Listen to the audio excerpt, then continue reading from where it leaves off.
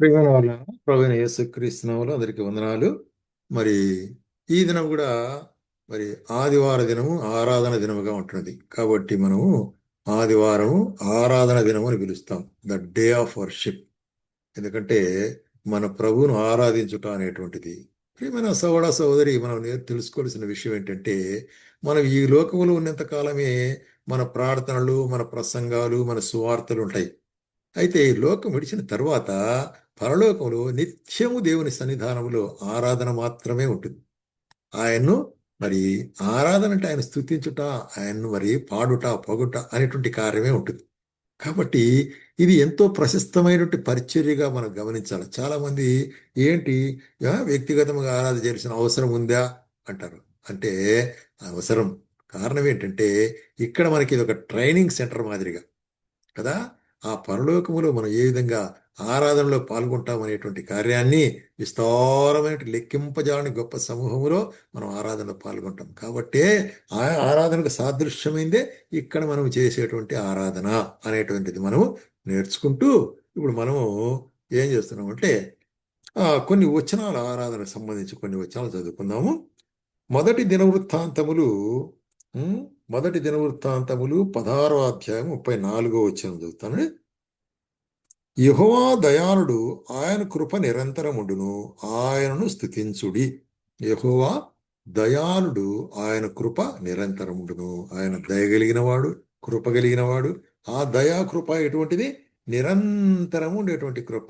అది దావీదు తన యొక్క జీవితం ఎరిగిన వాడుగా ఉండి తన యొక్క జీవితంలో అనేక సందర్భాల్లో మరి ఎంతో క్లిష్టమైన సందర్భాల్లో కూడా, మరి ప్రాణాపాయమైన సందర్భాల్లో కూడా దేవుని యందు ఏ విధంగానూ విశ్వాసం తప్పుకోకుండా మరి ఆయన స్తుతిస్తూ వచ్చాడు.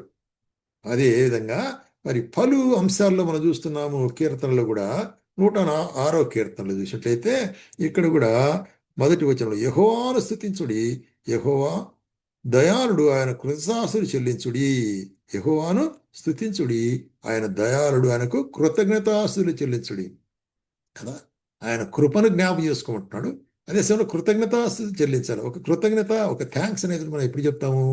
ఎప్పుడైనా ఒక మేలు పొందితే దానికి థ్యాంక్స్ అని చెప్తాం. అదేవిధంగా దేవుని నుంచి మనం పొందే మేళ్లను బట్టి ఆయనకు కృతజ్ఞత చెల్లించవలసి అనుకుంటున్నాము. ఎందుకంటే ఆయన కృప నిత్యముండును అంటాడు. కాబట్టి ఆయన కృప ద్వారా నిమిష నిమిషము, గడియ గడియ మనం జీవిస్తున్నాము, చలిస్తున్నాము, వా మరి నడుచుకుంటున్నాము, అన్ని కార్యాలు చేస్తుంటున్నాం. కాబట్టి ఆయన కృప తప్పిపోతే మనం ఒక్క నిమిషం కూడా ఈ లోకంలో బ్రతకలేం. కాబట్టే మరి దీని కొరకు మనం ఎల్లప్పుడూ ఆయనకు స్తుతి చెల్లించాలా, కృతజ్ఞత చెల్లించవలసి అనుకుంటున్నాం. అట్లాగే 107వ కీర్తనలో కూడా మనం చూస్తున్నాము, యెహోవా దయాళుడు, ఆయన కృప చెల్లించుడి, ఆయన కృప నిత్యముండును అని చెప్తూ ఏం చెప్తున్నాడు ఇక్కడ? యెహోవా విమోచించిన వారు ఆ మాట పలుకుదురు గాక. యెహోవా విమోచించిన వారు ఆ మాట పలుకుదురుగాక. విరోధుల చేతులు ఆయన విమోచించిన వారు ఆ మాట పలుకుదురు. ఎక్కడెక్కడ? తూర్పు, పడమట, ఉత్తర, దక్షిణం, నానా దేశం నుంచి పోగైన వారు. చూసారా? మరి ఈ భాగంలో చూసినట్లయితే పాత నిబంధనలో ఈ రక్షణ అనేటువంటిది శత్రు యొక్క మరి కార్యం నుంచి, యుద్ధంలో నుంచి రక్షణ అనేటువంటి కార్యం. అయితే ఆత్మీయంగా మనకేముంటున్నదంటే, విమోచించబడిన వారు మనం దేంట్లో నుంచి విమోచించబడి ఉంటున్నాము అంటే, మనకు కొలస్సీలకు రాసిన పత్రిక 1వ అధ్యాయం 13వ వచనంలో ఆయన మనల్ని అంధకార సంబంధమైన అధికారంలో నుంచి విడుదల చేసి తాను ప్రేమించిన తన కుమారుని యొక్క రాజ్య నివాసులుగా చేసెను. ఆ కుమారునిందు మనకు విమోచనం అనగా పాపక్షమాపణ కలుగుతున్నది. కాబట్టి ఇక్కడ విమోచన అంటే అర్థం ఏంటి? పాపక్షమాపణ. కాబట్టి నూతన నిబంధనలు ఉన్నటువంటి మనము పాప క్షమాపణ అనేటువంటి విడుదల మనం పొందుతున్నాం. ఎందుకంటే ఈ పాప క్షమాపణ లేకపోతే మరి మన పాపములో మనం మరణించినట్లయితే నిత్య నరకానికి పోల్చారు. అయితే యేసుక్రీస్తు తన మహాకనికరం ద్వారా ఇప్పుడు మనం చూసినట్లు కృప ద్వారా, తన యొక్క దయాలత్వం ద్వారా మనల్ని వెదకి, మనం రక్షించి, మన పాపలన్నిటి కూడా ఆయన క్షమించి, అప్పుడు ఆయన ఏం చేశాడు? మనల్ని చీకటిలోంచి, అంధకారంలో నుంచి ఆయన వెలుగులోనికి మనం పిలిచెట్టున్నాడు, వెలుగులోనికి రప్పించుతున్నాడు. ఇప్పుడు చీకటిలో మనం నివసించలేదు, ఆయన వెలుగు మన హృదయంలో ఉంటుంది. కాబట్టే మరి ఆయన మనం స్తుతించవలసి అనుకుంటున్నాము. ఆయన రాజ్య సంబంధులుగా మనం చేసేట్టున్నాడు. కాబట్టి పరలోక సంబంధమైన వారముగా మనం ఉంటున్నాం ఈ లోకంలో ఉన్నప్పటికీ కూడా. కాబట్టే ఆయన్ని స్తుతించాలా అంటున్నాడు కీర్తనకర్త. అట్లాగే 118వ కీర్తనలో కూడా 118వ కీర్తన ఇక్కడ ఏమంటున్నాడంటే, యెహోవా దయాళుడు, ఆయన కృప నిరంతరము నిలుచును, ఆయనకు కృతజ్ఞత చెల్లించుడి, ఆయన కృప నిరంతరం నిలుచుని ఇశ్రాయేలు అందురుగాక, అహరోవంశస్థులు అందురుగాక, భూనివాసులంతా అందురుగాక. కాబట్టి ఒక్కరు కాదు, అందరూ. ఒకవేళ ఇశ్రాయేలు జనాంగానికి మాత్రమే కాదు, యూదా జనాంగానికి మాత్రమే కాదు, ప్రపంచంలోని అందరికి కూడా ఆయన తన కృపను చూపించిన వాడుగా ఉంటున్నాడు. కాబట్టి ప్రియమైన సోదర సోదరి, యేసుక్రీస్తు అందరికీ ప్రభువు అనేటువంటి కార్యాన్ని మనం జ్ఞాపం చేసుకోవాలి. అందుకొరకే ఇక్కడ ఏం చెప్తున్నట్టే, ఆయన కృపను జ్ఞాపం చేసుకొని స్థుతించాలా అని చెప్తుంటున్నాడు అనమాట కదా. ఆయన యొక్క మరి కృప నిత్యము ఉండేటువంటిదిగా ఉంటుంది. ఎట్లా ఉంటుందట? ఆయన కృప నిత్యము ఉండేటువంటిదిగా ఉంటుంది. ఏదో ఒక రోజు 2 రోజులు కాదు. ఆయన నీ పైన కురిపించిన కృప, చూపించిన కృప అది నిత్యము నిలిచేదిగా ఉంటుంది అంటున్నాడు. అదే 136వ కీర్తనలు కూడా, 136వ కీర్తనలు ఏమంటాడు ఇక్కడ, యెహోవా దయాళుడు, ఆయన కృతజ్ఞత చెల్లించుడి, ఆయన కృప నిరంతరముండును. దేవదేవునికి కృతజ్ఞతాస్తులు చెల్లించుడి, ఆయన కృప నిరంతరముండును. ప్రభువునకు కృతజ్ఞత చెల్లించుడి, ఆయన కృప నిరంతరముండును. ఆయన ఒక్కడే మహా ఆశ్చర్యకార్యము చేయవాడు, ఆయన కృప నిరంతరముండును. ఈ అధ్యాయంలో మనం గమనించినట్లయితే ఆయన కృప నిరంతరముండుని ఒక్కొక్క కార్యాన్ని బట్టి ఆయన చెప్తుంటున్నాడు కదా. ఒక్కొక్క కార్యం, ఆయన చేసిన కార్యమును బట్టి మరి ఆయనకు కృతజ్ఞత చెల్లించవలసి ఉంటుంది. కాబట్టి ఆయన చేసినట్టు మేళ్లను లెక్కించలేనట్టు మేళ్ళు మన జీవితాల్లో ఆయన చేస్తుంటున్నాడు, దినదినం చేస్తుంటున్నాడు. కాబట్టి మనం ఏం చేయాలనుకో, కృతజ్ఞత చెల్లించవలసి అనుకుంటున్నాం. కాబట్టి ప్రియమైన సోదర సోదరి, నీ జీవితంలో నీవు చీకట్లో నుంచి, అంధకారంలో నుంచి విడుదల పొందిన వాడు అయితే, క్రీస్తు రక్తం ద్వారా విమోచించబడిన వాడు అయితే, ఆయన బిడ్డగా ఉంటే ఆయన కృపను ఎల్లప్పుడూ మనం జ్ఞాపం చేసుకోవాలా. ఆయన కార్యమును, విమోచన కార్యాన్ని మనం జ్ఞాపం చేసుకుంటూ, ప్రభువా మీరు ఈ యొక్క సాతాను రాజ్యంలో నుంచి నన్ను పరలోక రాజ్యంలో చేర్చినారే, దాని కొరకై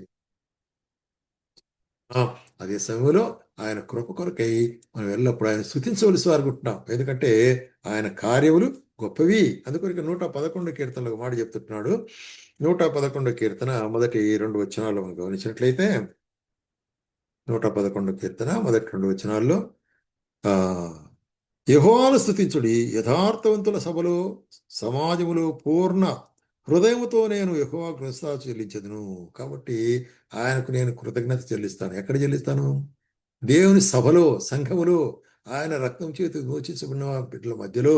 అదే సంఘము, సమాజము, లేక మన యొక్క చర్చ్ అనొచ్చు. ఎవరు?